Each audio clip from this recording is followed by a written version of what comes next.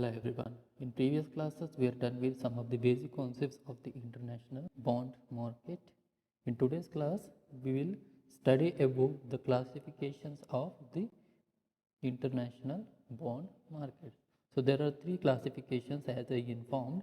One, domestic bond, another one, foreign bond, and the euro bond. So we'll go for the domestic bond. This is the bond which is issued in the domestic country and in the domestic currency. Okay, in our own market we are issuing the bonds in our currency. It is called as domestic bond. That's it. Okay, the normal bonds which is issued by the companies, so that is what called as domestic bond. So meaning of the domestic bonds, the bonds issued in the country and the currency in which they are traded. Unlike the international bonds, domestic bonds are not subject to the currency risk. Okay, so here is no different currencies. That's why there is no currency risk. They usually carry less risk as the regulatory and taxation requirements are usually known to the investors in the domestic bonds, or at least to their brokers and the accountants. So in case of the domestic bond, it is very easy to understand the taxation requirements and the regulatory functions and all. Okay, so that is why it is called as a less risky. So in case of other two bonds, it's a foreign bonds and euro bonds. Since it is traded in a different currencies, or from this bonds are the different countries or different countries companies, that is little bit difficult to understand. Fine. So types of the domestic bonds, public sector undertaking bonds, as you know, this is of the public sector. Okay, the public companies what are there, so they are going to issue the bonds. It is called as public sector undertaking bonds. And the corporate bonds, the private companies are going to issue this type of the bonds. Financial institutions or the banks will issue the bonds, so that is also comes under the domestic bonds. And emerging bond markets, so these bond markets are fixed income bonds. Okay, this bond markets includes fixed income bonds. It may be issued from the government or it may be issued from the corporates. Then tax savings bonds, there are some of the bonds which is the tax savings, they make it some of the deductions under the taxation. So this is what the domestic bonds will go for the euro bond. So what is euro bond? A euro bond is a bond that is sold by a government, institutions or a company in a currency different from the country where the bond is issued. Okay, so for example, a dollar bond sold in London is a dollar euro bond. Okay, a sterling bond sold in Germany is a sterling euro bond. Okay, so in simple, a euro bond is a bond that is sold by a government or the institutions or the companies in a currency different from the country, okay, where the bond is issued. Okay, so it is issued in a different currency. A euro bond is a debt contract between the borrowers and the investors, which records the borrower's obligation to pay the interest and the principal amount of the bond on a specified date. So here is example: a firm issuing a yen bonds outside the Japan, when a Japanese firm issues a yen bonds in euro market. Okay, so very simple. If the Japanese firm is issued the yen bonds in euro market, or else Indian company is issued the rupee bonds in US market. Okay, so they are going to issue these bonds in a foreign market in the domestic currency. Okay, remember this. So that means the market is a foreign one, but the currency is of domestic one. So this is called as euro bond.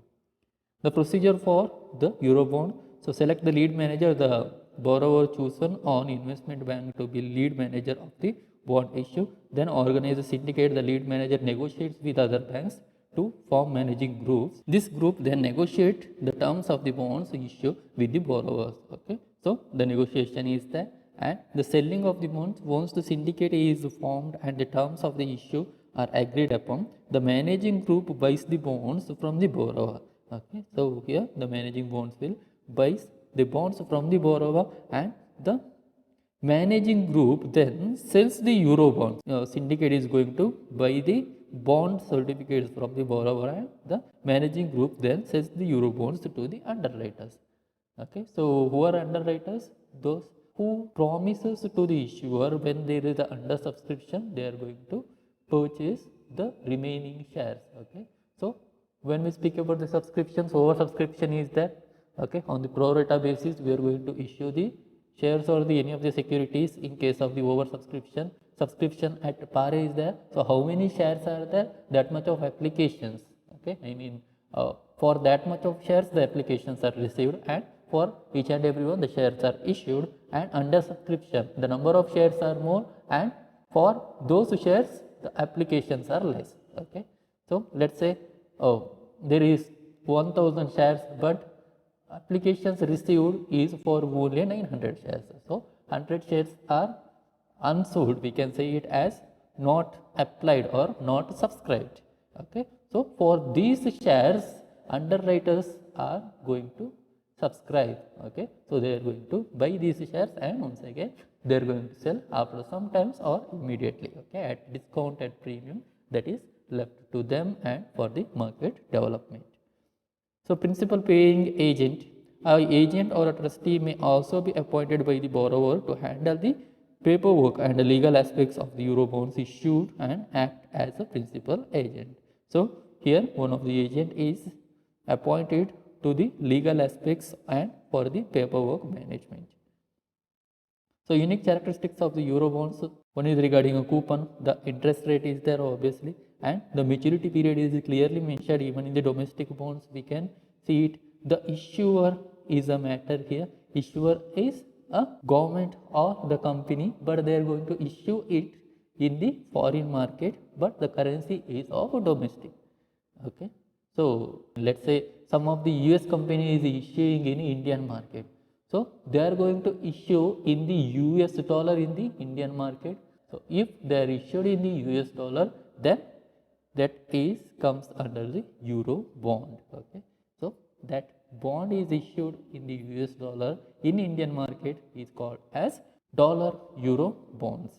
Then secondary market obviously is there for the bond markets and the ratings, which is given by the international credit rating agencies or the domestic credit rating agencies, that is left to the government. And the taxation, obviously taxation system is applied, and the Euro bond is only for the medium and long term. Remember this, the Euro bond is for the medium and the long term. For the short term, Euro bonds are not issued. So advantages and the disadvantage for the companies to issue the Euro bonds. So here is the advantage. Large amounts can be issued, freedom and flexibility is there, and lower cost of the issue. The cost of the issue is less when compared to the other type of the bonds. Lower interest cost. So the return which have to be given to the bond holder is a lesser one, and the longer maturities. The maturities are longer. So this is what the advantages to the companies to issue the Euro bonds. So here is the disadvantage. There are issue costs to take into the account. So issue costs are there. If the debt is not matched, firm may I have to open the foreign exchange risk. Okay. So in case of the repayment or the redemption, the firm is open to the foreign exchange risk. Okay. So advantages and disadvantages for investors to invest in the Euro bonds. Advantages for the investors: tax-free income it is. Okay, and low risk investment is there. Tax-free income, it may be in India, the rule may be changed now. A little bit of the taxation is charged for that. And low risk investment, the risk is less, convertible to equity. So if the bonds are the convertible one, then it can be convertible, and the liquid investment you can sell it in the secondary market. Disadvantages: not a good idea for investors who need a repayment. So if an investor need a repayment, it's not a good idea because there is a default risk also. That's it about the Euro bonds. So if you have any confusions, you can mention in the Google Classroom comment section.